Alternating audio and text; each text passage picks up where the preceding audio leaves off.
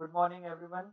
Last lecture में हमने पूरा noise test, tan delta test और इम्पल्स वोल्टेज के बारे में पूरी जानकारी ले ली थी। आज इम्पल्स वोल्टेज में हम लोग ने क्या क्या देख लिया था, पहले वो भी एक रिकैप कर लेते हैं। इम्पल्स वोल्टेज में हमने वेव फ्रंट देख लिया था, वेव टेल देख लिया था, स्विचिंग इम्पल्स क्या होता है, स्टैंडर्ड इम्पल्स क्या होता है और चॉप वेव क्या होती है। इसके बारे में हमने पूरा पिछले लेक्चर में हमने पूरी जानकारी ले ली थी। प्लीज़ अगर किसी ने वीडियो ना देखा हो तो प्लीज़ पहले वो वीडियो जाके देख लीजिएगा, ताकि आगे जो हम लोग इम्पल्स टेस्टिंग पढ़ने वाले हैं वो हमें आगे पता चले कि उसमें क्या क्या होता है। ओके, तो आज का टॉपिक है हमारा इम्पल्स टेस्ट, यानी स्विचिंग इम्पल्स टेस्ट हमारे ट्रांसफार्मर पे क्यों किया जाता है और कैसे किया जाता है।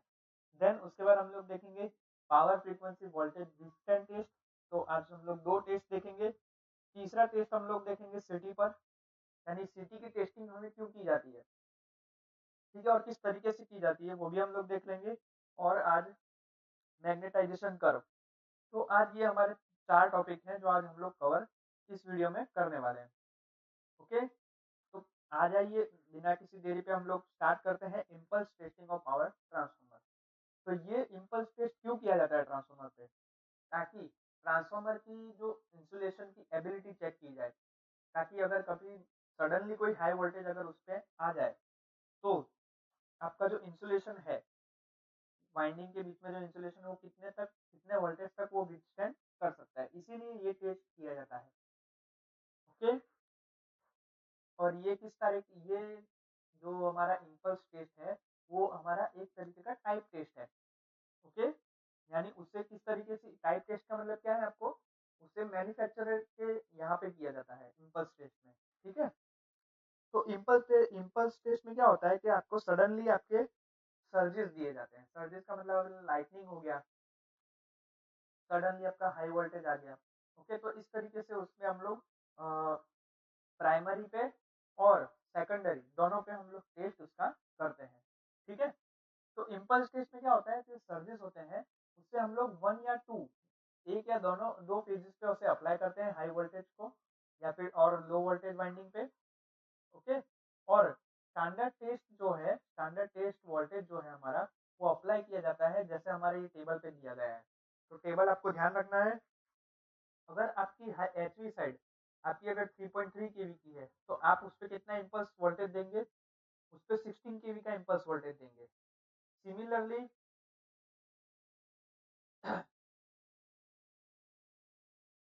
सिमिलरली अगर आपके पास 6.6 केवी का है वाइंडिंग है, तो आप उस पर 22 केवी तक की इम्पल्स वोल्टेज देंगे। 11 केवी है तो 28, 33 केवी है तो 70 केवी, 66 केवी का एचवी वोल्टेज है तो आपको 140 देंगे। देन अगर 110 केवी का है देन आप 230 वोल्टेज देंगे।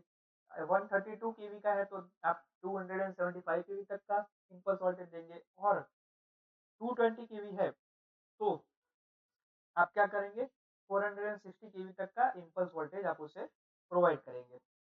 तो ये जो इम्पल्स वोल्टेज है वो कैसे जनरेट किए जाते हैं, वो जनरेट किए जाते हैं इम्पल्स जनरेटर से।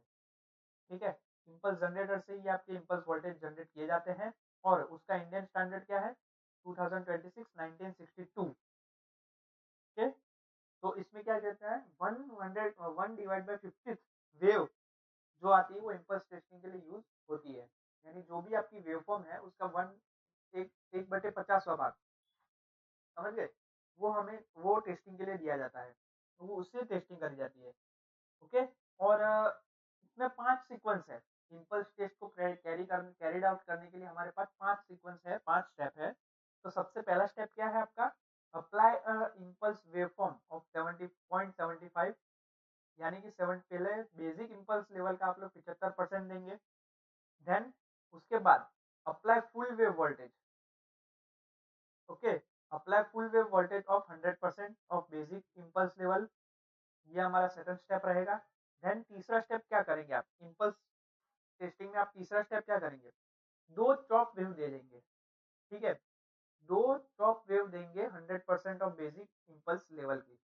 चॉप वेव क्या होती है हमने पिछले लेक्चर में पढ़ लिया है, प्लीज जाके देख लीजिएगा। ओके, देन उसके बाद चौथा स्टेप क्या है हमारा, applying one full wave of 100% of basic impulse level. Then पांचवा स्टेप क्या है, applying one full wave of 75% of basic impulse level. Simple है। ये जो हमारा टेस्ट है इम्पल्स वोल्टेज टेस्ट, तो वो हमारा इंडोर और आउटडोर दोनों ट्रांसफार्मर के लिए यूज होता है।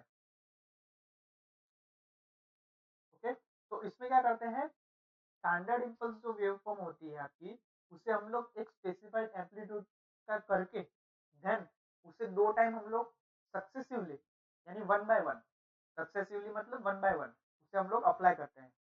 अगर आपका फ्लैश ओवर हुआ या फिर आपके इंसुलेशन में आपका पंचर हुआ, तो इसका मतलब क्या है कि आपका जो ये ट्रांसफार्मर है वो टेस्ट में फेल हो गया। ओके, और अगर आपका फ्लैश ओवर या पंचर नहीं हुआ ट्रांसफार्मर में इम्पल्स वोल्टेज देने के बावजूद, तो क्या होगा कि आपका ये ट्रांसफार्मर टेस्ट पास कर जाएगा, यानी आप इसे यूज में ले सकते हैं। ओके, टेस्ट के अंदर ड्यूरिंग द टेस्ट क्या होता है, आपका एक वेव फॉर्म होती है वो आपकी रिवर्सल पोलैरिटी की अप्लाई की जाती है। ओके, और जो टेस्ट वोल्टेज होते हैं वो दोनों वाइंडिंग में यानी ईच वाइंडिंग में आपको प्रोवाइड करनी होती है, ताकि हम लोग दोनों वाइंडिंग की इंसुलेशन रेजिस्टेंस हम लोग इंसुलेशन की वोल्टेज रेजिस्टेंस कैपेसिटी हम लोग उसे चेक कर सके। ओके, तो देखिए इसकी फिगर में मैं आपको बता देता हूँ कि उसका सेटअप कैसा होता है। देखिए यहाँ पे एचवी ट्रांसफार्मर होता है, स्टार्टिंग में क्या है आपका एचवी ट्रांसफार्मर कनेक्ट होता है विद द रेक्टिफायर। देन क्या होता है, रेक्टिफायर से हम लोग क्या करते हैं, रेक्टिफायर से हम लोग एसी वोल्टेज को डीसी वोल्टेज में हम लोग उसे कन्वर्ट करते हैं। देन उसे क्या करते हैं, हम लोग इम्पल्स जनरेटर में अप्लाई करते हैं। तो इम्पल्स जनरेटर क्या करता है, क्या प्रोवाइड करता है आपको, impulsive pulse, impulsive impulsive impulsive pulse आपको जनरेट करके देता है। तो इम्पल्स जनरेटर का एक जो एक पार्ट है यानी एक जो वाइंडिंग है वो किसके साथ कनेक्ट होती है, जो इक्विपमेंट हमारे टेस्ट के साथ टेस्ट में होना होता है उसके साथ कनेक्ट होती है, और जो दूसरा पार्ट है यानी दूसरी जो वाइंडिंग है उसकी, वो उसे बाकी के चीज के साथ कनेक्ट करके उसे अर्थ किया जाता है।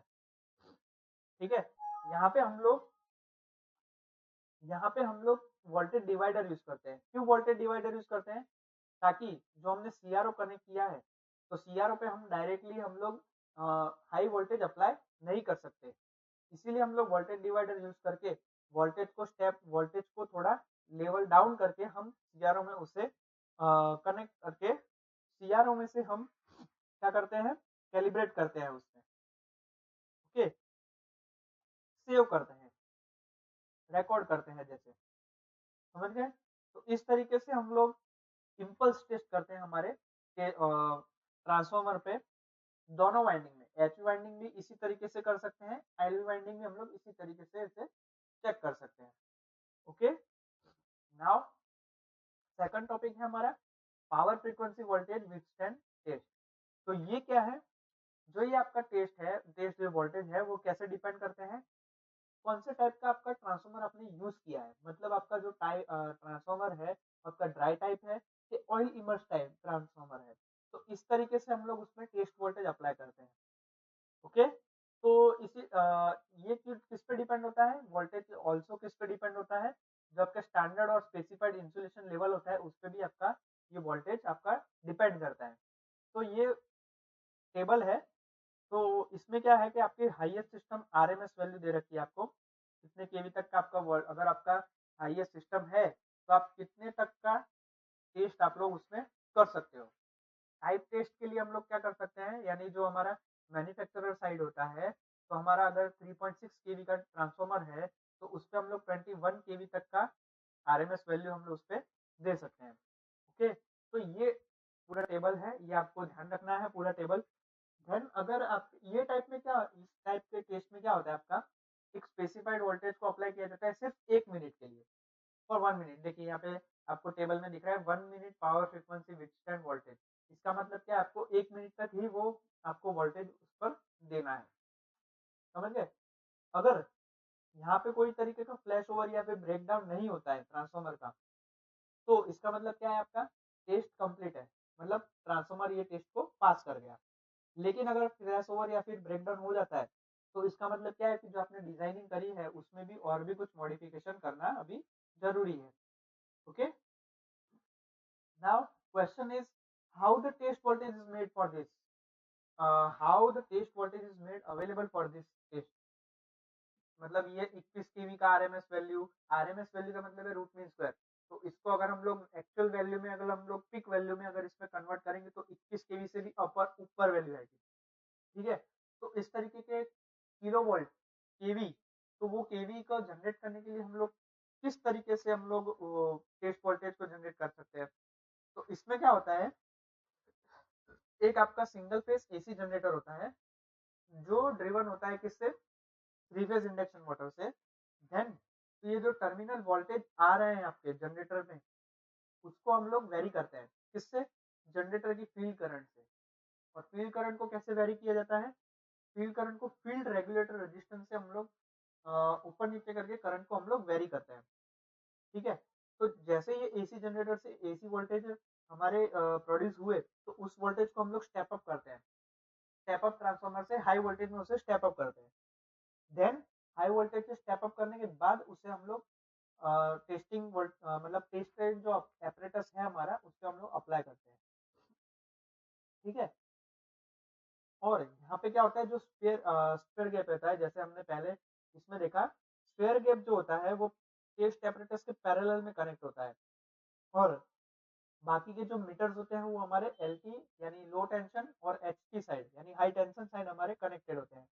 और यहाँ पे क्या होता है हमारा वोल्टेज डिवाइडर, या फिर हम लोग इसे कह सकते हैं पोटेंशियल डिवाइडर हम लोग यूज कर सकते हैं। क्यों, ताकि जो हाई वोल्टेज है, हाई वोल्टेज जो हमारे यहाँ पे प्रोड्यूस हो रहे हैं, वो हाई वोल्टेज डायरेक्टली हमारे जो मीटर्स हैं उस पर ना पड़े, और ताकि मीटर को हमारे प्रोटेक्शन प्रोवाइड हो।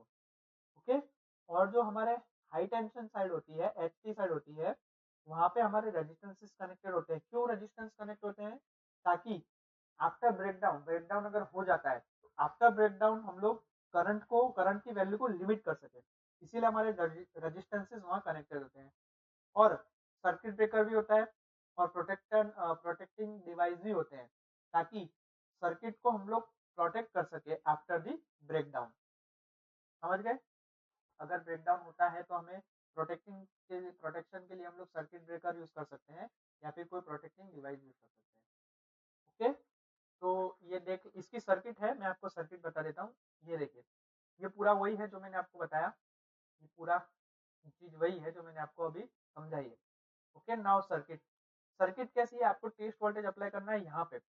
यहाँ पे अगर आप लोग टेस्ट वोल्टेज अप्लाई करते हैं तो ये देखिए, ये आपका एक स्पेयर गैप है, यानी ये एक पॉइंट है। देन ये आपका दूसरा पॉइंट है।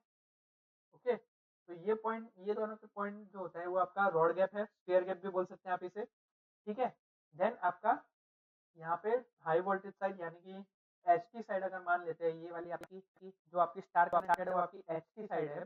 तो एच टी साइड में आप लोग डिवाइस यूज कर सकते हैं, मतलब मीटर्स यूज कर सकते हैं, या फिर आप सीआरओ कनेक्ट कर सकते हैं। और बाकी सबको हम लोग अर्थिंग करना पड़ता है।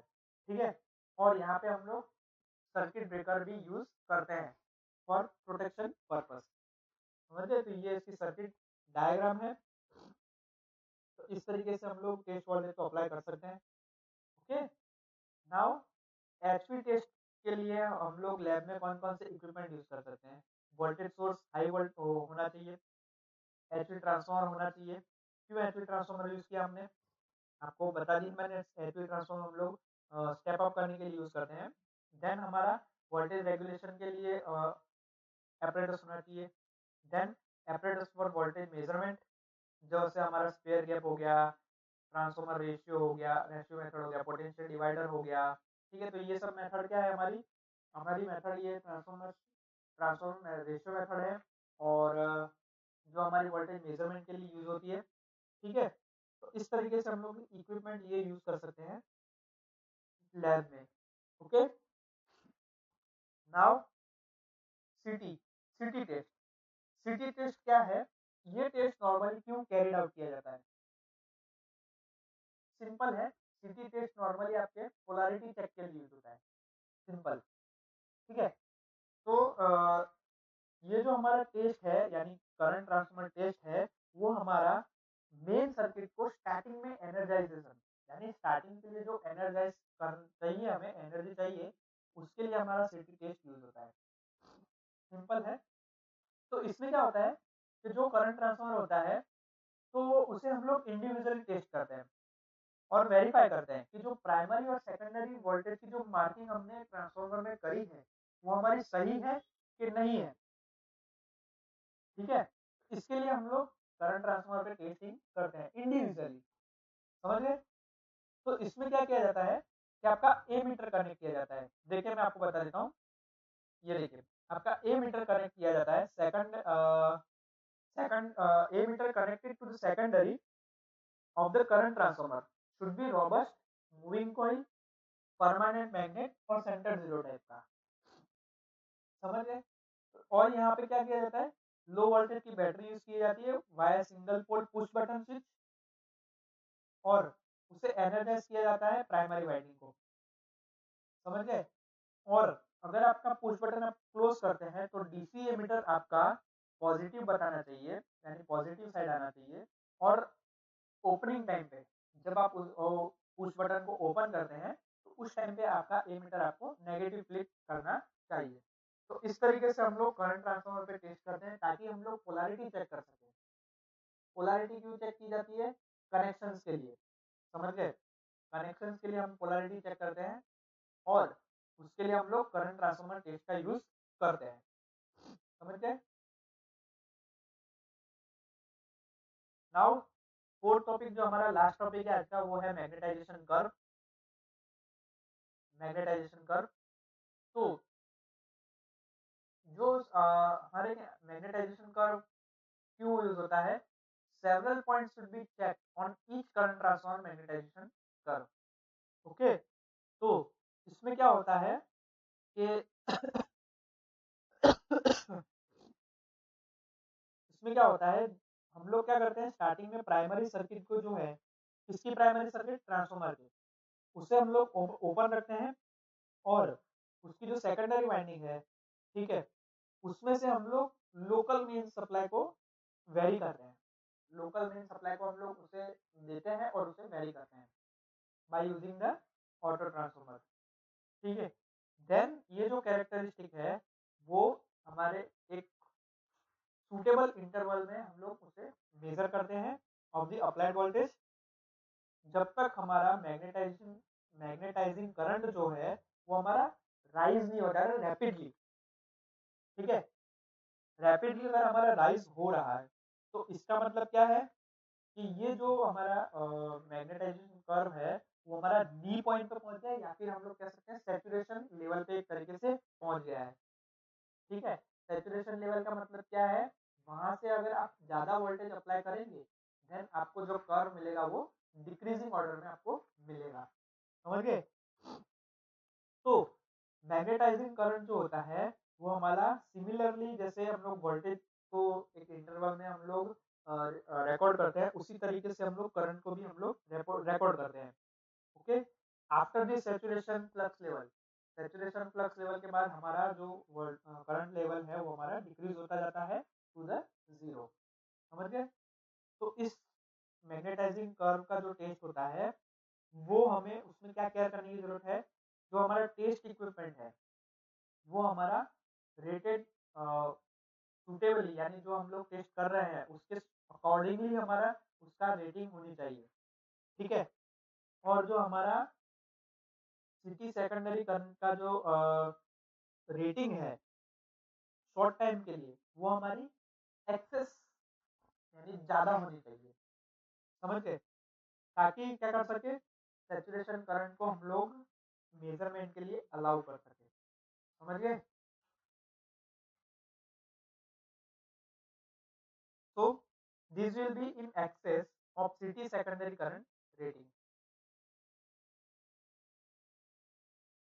Okay, अगर आपका मैग्नेटाइजिंग करंट आपका सिनुसॉइडल नहीं है और मूविंग आयरन या फिर आपने डायनेमो टाइप मीटर का ए मीटर का यूज किया है तो सिटी की जो सेकेंडरी करंट, सिटी की जो आपकी सेकेंडरी रेटिंग है वो आपकी 1 एम्पियर या फिर आपके नी पॉइंट वोल्टेज से लेस, लेस यानी कम, या फिर आपके जो लोकल मेन सप्लाई आपने दी है, वोल्टेज जो आपने दिए हैं उससे हायर मिल सकती है। ओके, तो इस तरीके के केसेस में हम लोग क्या करते हैं, स्टेप अप इंटरपोजिंग ट्रांसफार्मर यूज करते हैं, ताकि हम लोग क्या कर सके, नेसेसरी वोल्टेज दे सके और उससे नेसेसरी हम लोग मैग्नेटाइजिंग कर्व चेक कर सके। ओके, तो देखिए आप यहाँ पे उसकी फिगर दे रखी है, सर्किट दे रखी है कि सिटी मैग्नेटाइजेशन कर्व आप कैसे बना सकते हैं। यहाँ देखिए, ये देखिए, ये आपने वेरिएबल ट्रांसफार्मर ऑटो ट्रांसफार्मर रखा है यहाँ पे। देन उसे हम लोग स्टेप अप ट्रांसफार्मर से स्टेप अप करते हैं अगर हमारा रिक्वायर्ड है तो। क्यों रिक्वायर्ड होता है, अगर आपका जो मैग्नेटाइजिंग कर्व है वो सिनुसॉइडल नहीं मिलता, ठीक है, लेकिन आपने जो एमीटर यूज किया वो मूविंग आयरन टाइप या फिर डायनामोमीटर टाइप का एमीटर है, और उसमें क्या है, करंट आपका सेकेंडरी रेटिंग जो है सिटी की वो आपकी 1 एम्पेयर आ रही है, या फिर उससे नी पॉइंट की जो आपका करंट है उससे कम आ रहा है, नी पॉइंट का जो आपका वोल्टेज है उससे हायर भी जा रहा है। ओके, ठीक है, तो उस टाइम पे हम लोग स्टेप अप ट्रांसफार्मर का यूज करते हैं। ठीक है, देन उससे हम लोग वोल्टमीटर और एमीटर से हम लोग रीडिंग लेके आगे का फर्दर हम लोग प्रोसेस करके हम लोग एक मैग्नेटाइजिंग कर्व बनाते हैं। ओके, समझ गए आप लोग? तो इस तरीके से हम लोग सिटी मैग्नेटाइजिंग कर्व प्रोड्यूस करते हैं, ताकि हम लोग एक नी पॉइंट ऑफ वोल्टेज, या फिर हम लोग कह सकते हैं सैचुरेशन फ्लक्स लेवल, हम लोग ट्रांसफार्मर का यानी सिटी का ट्रांसफार्मर का हम लोग डिसाइड कर सकते हैं। ओके, इसीलिए हम लोग मैग्नेटाइजिंग कर्व बनाते हैं। ओके, तो आज के लेक्चर के लिए हम लोग फिलहाल इतना ही रखते हैं। नेक्स्ट लेक्चर के लिए हम लोग वोल्टेज ट्रांसफार्मर टेस्ट देखेंगे कि हम वोल्टेज ट्रांसफार्मर टेस्ट क्यों करते हैं और किस तरीके से करते हैं। देन हम लोग सीवीटी यानी कैपेसिटर टाइप वोल्टेज ट्रांसफार्मर देखेंगे, और एक ड्राइंग आउट प्रोसीजर देखेंगे ट्रांसफार्मर की, कि ट्रांसफार्मर को ड्राई कैसे किया जाता है। ओके, तब तक नेक्स्ट लेक्चर के लिए प्लीज़ आप लोग ये लेक्चर पूरा देखिएगा ध्यान से, और ये जो मैं हमने टेस्टिंग जितने टेस्टिंग कंप्लीट किए